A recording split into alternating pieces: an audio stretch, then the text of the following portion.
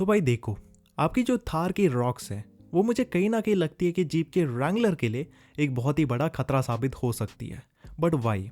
अभी इसके बारे में जानने के लिए हमें थोड़ा सा पीछे जाना पड़ेगा इनके लफड़े के अंदर।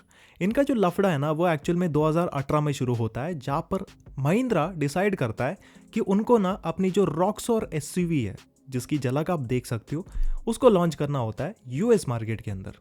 अभी गाड़ी लॉन्च होने ही वाली होती है, लेकिन जीप की तरफ से एक बड़ा सा लॉ सूट आता है। तो लॉ सूट फाइल किया जाता है डिज़ाइन इन्फ्रिजमेंट के लिए, और ऐसा बताया गया कि ये जो रॉक्सॉर की पूरी डिज़ाइन है ना, ये काफ़ी ज़्यादा मिलती जुलती है जीप के सीजे सीरीज से। वैसे अगर आप नहीं जानते तो 2018 में जीप को ओन करती थी FCA, which was basically Fiat Chrysler automobiles. तो इनके और महिंद्रा के बीच में काफ़ी ज़्यादा लफड़ा होता है, और बहुत ज़्यादा झगड़े के बाद फाइनली जो महिंद्रा है ना वो अपनी गलती को मानकर बैक ऑफ कर देता है। बट महिंद्रा यहाँ पर हार नहीं मानता। 2 साल बाद यानी कि 2020 में फिर से रॉक्स और एसयूवी को एक अलग अवतार के अंदर थोड़ा बहुत ऐसे ग्रिल का डिज़ाइन चेंज करके फिर से रीलॉन्च किया जाता है इन दी यूएस मार्केट। अभी शुरुआत में ये जो झगड़ा है ना वो ठल जाता है, लेकिन उसके बाद एक और कोल्ड वॉर शुरू होता है इनके बीच में जब थार की लॉन्च होती है। तो 2020 में महिंद्रा फाइनली अपना थार का जो नया मॉडल है उसको करती है लॉन्च। अभी बहुत ही कम समय के अंदर जो महिंद्रा थार थी ना वो काफ़ी ज़्यादा पॉपुलर बन जाती है। इंडिया के अंदर इसकी इतनी ज़्यादा डिमांड देखने के बाद महिंद्रा डिसाइड करता है कि क्यों ना हम इसको इंटरनेशनल मार्केट के अंदर भी एक्सपोर्ट करें। तो इंटरनेशनल मार्केट में जो सबसे बड़ा इनका मार्केट था that was in the Australia, क्योंकि ऑलरेडी महिंद्रा की काफ़ी सारी गाड़ियाँ वहाँ पर बिकते थे, लाइक दी स्कॉर्पियो या फिर आपकी XUV 500। और कहीं ना कहीं उधर जो ट्रस्ट था ना ब्रांड के लिए वो भी काफ़ी ज़्यादा था, और बहुत सारे यूट्यूबर्स और जो लोकल ऑस्ट्रेलियन लोग होते थे वो भी महिंद्रा के थार के पीछे काफ़ी ज़्यादा पागल थे। तो कहीं ना कहीं महिंद्रा को स्कोप नज़र आया, और स्कोप था भी, क्योंकि अगर आप नहीं जानते तो ऑस्ट्रेलिया के अंदर जो अफोर्डेबल ऑफ रोडर्स है लाइक दी जिम्नी, उसकी ईयर ऑन ईयर जो ग्रोथ है ना वो 50% से भी हमेशा ज़्यादा ही होती है। तो ये सारे एडवांटेजेस देखने के बाद महिंद्रा कहीं ना कहीं काफ़ी ज़्यादा एक्साइटेड हो जाता है इस गाड़ी को लॉन्च करने के लिए इन दी ऑस्ट्रेलिया। तो इसलिए इसकी जो टेस्टिंग है ना उसको भी शुरू करते हैं इन दी रोड्स ऑफ ऑस्ट्रेलिया। अभी इस चीज़ को देखने के बाद ना जीप बिल्कुल भी खुश नहीं था, बिकॉज इस गाड़ी की डिज़ाइन हूबहू रैंगलर से मिलती थी। वैसे इस बात को बिल्कुल भी हम डिनाई नहीं कर सकते। तो इसलिए जीप इसके ऊपर एक और लॉ सूट फाइल करती है, लेकिन इस बार जीप को एफसीए ओन नहीं करती थी, it was owned by the Dutch company which was the Stellantis. तो स्टेलेंटिस और महिंद्रा के बीच में एक लफड़ा होता है डिज़ाइन इन्फ्रिजमेंट को लेकर, और कोर्ट के अंदर इनका पूरा ऐसे हियरिंग वगैरह होता है, जहाँ पर जो जीप के अटर्नी है ना वो कहते हैं कि जो थार का डिज़ाइन है ना वो बिल्कुल ही महिंद्रा के रैंगलर से काफ़ी ज़्यादा मिलता जुलता है, एंड इसकी वजह से हो सकता है कि जो ऑस्ट्रेलिया के कंज्यूमर्स हैं ना उनको थोड़ी कन्फ्यूजन हो in terms of understanding the design.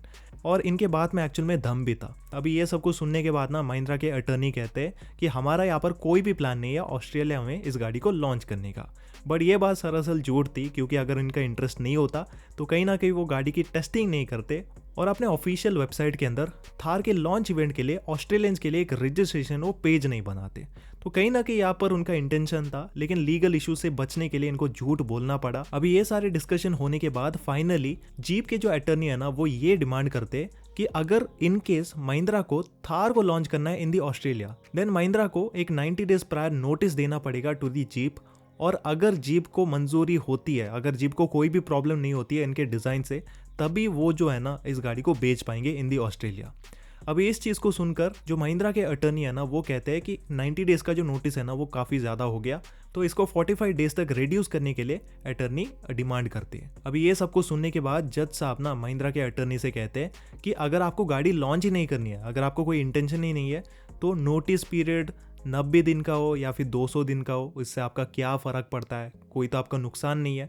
तो ऐसे बहुत ज़्यादा डिस्कशन वगैरह चलती है, और फाइनली महिंद्रा अपनी हार मान लेता है, और 90 डेज नोटिस का जो पूरा शर्त है ना जो कि जीप वालों ने रखी थी उसको वो एक्सेप्ट कर लेते हैं। अभी फिलहाल थार की जो लॉन्च है ना उसको पोस्टपोन किया गया है इन दी ऑस्ट्रेलिया, बट नेक्स्ट ईयर ये जो गाड़ी है ना ये अपने नए अवतार के अंदर ऑस्ट्रेलिया के अंदर भी लॉन्च होगी। मोस्ट लाइकली ग्रिल्स वगैरह को चेंज किया जाएगा। अभी ऐसा नहीं है कि महिंद्रा को बिल्कुल भी राइट नहीं है ऐसे डिज़ाइन को बनाने का, क्योंकि बहुत साल पहले 1953 में जब जीप को ओन करती थी विलीज ओवरलैंड, जो कि एक्चुअल में इसकी स्टार्टिंग कंपनी थी, उन लोगों ने महिंद्रा को एक ऑफिशियल लाइसेंस दिया, जिसके चलते महिंद्रा ना इस पर्टिकुलर डिजाइन को अपनी गाड़ियों के अंदर यूज कर सकता था, लेकिन केवल इंडिया के अंदर। बाहर के कंट्रीज में ऐसे डिजाइन के साथ उन गाड़ियों को बेचा नहीं जा सकता था, ऐसा कुछ एग्रीमेंट था। और उसी एग्रीमेंट को फॉलो करते हुए इनकी जो गाड़ियां है ना वो इंडिया में काफी ज्यादा बिकती चली गई। इसी सिमिलर ग्रिल का जो डिजाइन है ना वो आपने महिंद्रा की बाकी गाड़ियों के अंदर भी देखा होगा। तो इसलिए it is completely legal for Mahindra, लेकिन बाकी कंट्रीज में इसी सिमिलर डिजाइन के साथ बने हुए गाड़ी को वो नहीं बेच सकते थे। It was illegal. अभी ये मैंने आपको पूरा लफड़े के बारे में बताया between the jeep and Mahindra, लेकिन थार रॉक्स का यहाँ पर क्या रोल है?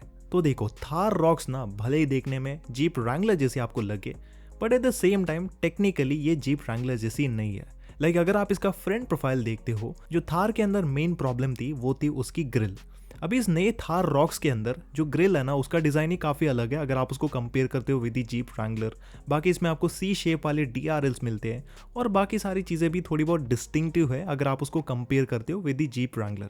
Same goes with the side design. एक तो डायमेंशंस आपको थोड़े से छोटे मिलेंगे कंपेयर टू दी रैंगलर, और साथ में जो क्वार्टर ग्लास पैनल है उसमें आता है ट्रायंगुलर शेप। रूफ के अंदर आपको बोलेरो वाला पूरा डिज़ाइन लैंग्वेज मिलेगा विद दी स्लोपी रूफ। तो यहाँ पर ना काफ़ी ज़्यादा अलग डिज़ाइन बनाने की कोशिश की है। इवन पीछे का प्रोफाइल भी थोड़ा सा डिफरेंट है with the different design tail lamps, और साथ में जो ग्लास एरिया के अराउंड आपको फिनिश आती है ना वो भी जीप रैंगलर से काफ़ी अलग लगती है। तो टेक्निकली देखा जाए it is not a copy cat of the Jeep Wrangler. तो मोस्ट प्रोबेबली अगर महिंद्रा इस थार रॉक्स को ऑस्ट्रेलिया जैसी कंट्री के अंदर लॉन्च करेंगे, जहाँ पर एक्चुअल में इसकी काफ़ी ज़्यादा डिमांड है, तो मेरे हिसाब से जीप इसके ऊपर कोई भी लॉ सूट नहीं लगा सकता। और अगर लॉ सूट नहीं लगाएगा देन धड़ाम से ये जो गाड़ी है ना वो डेफिनेटली बिकेगी, क्योंकि एक तो आपको प्रेजेंस बिल्कुल ही जीप रैंगलर जैसा मिलता है, वो भी बिल्कुल ही सस्ते दाम के अंदर, और 20 लाख रुपए के हिसाब से इतने सारे फीचर्स ये ऑफर कर रही है। इंटीरियर भी काफ़ी प्रीमियम सा मिलता है, इवन इंजन वगैरह भी आपको प्राइस के हिसाब से काफ़ी डिसेंट इनफ मिल रहा है। सो डेफिनेटली अगर लॉन्च हो जाती है बाकी कंट्रीज़ में तो जीप रैंगलर के लिए थोड़ा सा खतरा रहेगा। मैं ये बिल्कुल भी कहने की कोशिश नहीं कर रहा कि ये जीप रैंगलर को कॉम्पीट करेगी। जीप रैंगलर डेफिनेटली एक अलग ब्रीड वाली SUV है, उसमें आपको ऑफ रोड कैपेबिलिटी ज़्यादा मिलेगी, बड़े डायमेंशंस मिलते हैं और साथ में काफ़ी पावरफुल इंजन आता है, और कहीं ना कहीं उसकी प्राइस भी काफ़ी ज़्यादा है। सो मैं कंपेयर नहीं कर रहा, मैं जस्ट यहाँ पर ये बता रहा हूँ कहीं ना कहीं यहाँ पर ये जो लफड़ेबाजी चल रही थी ना बहुत टाइम से, इस पर शायद थार रॉक्स के ऊपर कोई भी इफेक्ट नहीं पड़ने वाला। तो ये मुझे कुछ ऐसे बताना था इस वीडियो के अंदर। अभी यूजुअली देखो मैं ऐसी वीडियोस बनाता नहीं हूँ, लेकिन अब से सोचा है कि मैं रिसर्च बेस्ड जो कंटेंट है ना वो आगे जाकर बनाऊंगा। एक्सपीरियंस ज़्यादा नहीं है, लेकिन मुझे यकीन है कि टाइम के साथ साथ मैं इम्प्रूव होता जाऊँगा और आपके लिए एक बेटर कंटेंट जो है ना वो भी देता जाऊँगा। तो अगर आप ऐसे रिसर्च बेस्ड कंटेंट देखना पसंद करते हो, अगर आपको हिस्ट्री के बारे में और गाड़ियों के बारे में ज़्यादा जानकारी जाननी है, देन मैं आपसे रिक्वेस्ट करूंगा कि प्लीज़ आप चैनल को सब्सक्राइब करें एंड बेल आइकन को भी ज़रूर से दबाएं।